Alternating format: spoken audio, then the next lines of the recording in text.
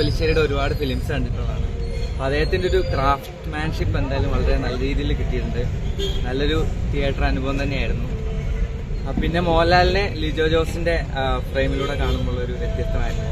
അപ്പോൾ അടിപൊളിയായിരുന്നു. പക്ഷേ ബെസ്റ്റ് ഓഫ് ലിജോ ജോസ് എന്ന് വെച്ച് കഴിഞ്ഞാൽ എനിക്ക് എന്താ പറയുക, അങ്ങനെ പറയാൻ പറ്റില്ല. പക്ഷേ വ്യത്യസ്തമായ അനുഭവം. കാരണം അദ്ദേഹം വളരെ വ്യത്യസ്തമായ പടങ്ങൾ ഒരുപാട് ചെയ്തിട്ടുള്ള, ഇപ്പോൾ ഇതുവരെ നോക്കിക്കഴിഞ്ഞാൽ അദ്ദേഹം ചെയ്തിട്ടുള്ള പടങ്ങളെല്ലാം വളരെ വ്യത്യസ്തമായിരുന്നു. So completely different movie.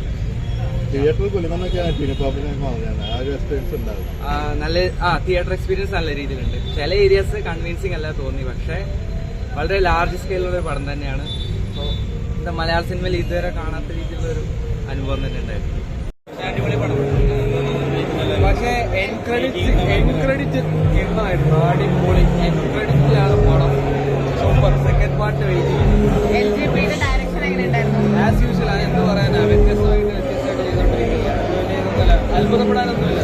ഇങ്ങനെ കാണിക്കുന്ന അതേ കാര്യങ്ങൾ തന്നെ.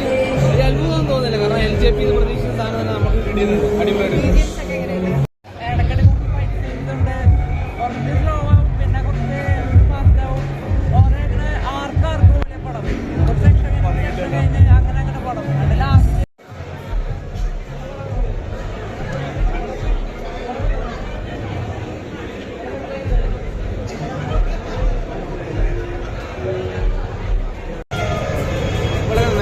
മേക്കിംഗ് കാര്യങ്ങളൊക്കെ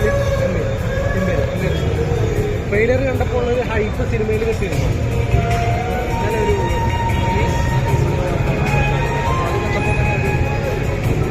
കംപ്ലീറ്റ് ഒരു LJP പടമായിട്ട്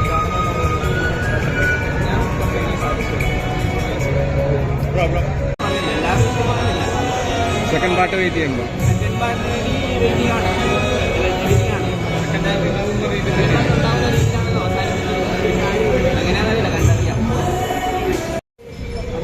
ഇത് എക്സ്പീരിയൻസ് ചെയ്യേണ്ടത് തന്നെയാണ്. കാരണം അത്രയും നമുക്ക് എന്താ പറയുക, തിയേറ്ററിൽ ഇരുന്ന് കാണാനുള്ളത് ഒന്നാണ്. പക്ഷെ അത് കുറച്ച് നമ്മൾ ടൈം ഇൻവെസ്റ്റ് ചെയ്യണം. നമ്മൾ ഫുള്ളായിട്ട് അതിൻ്റെ ഉള്ളിൽ ഇരുന്നാലേ നമുക്കത് ഉൾക്കൊള്ളാൻ പറ്റത്തുള്ളൂ. അപ്പോൾ ഒരു സംഭവമാണത്.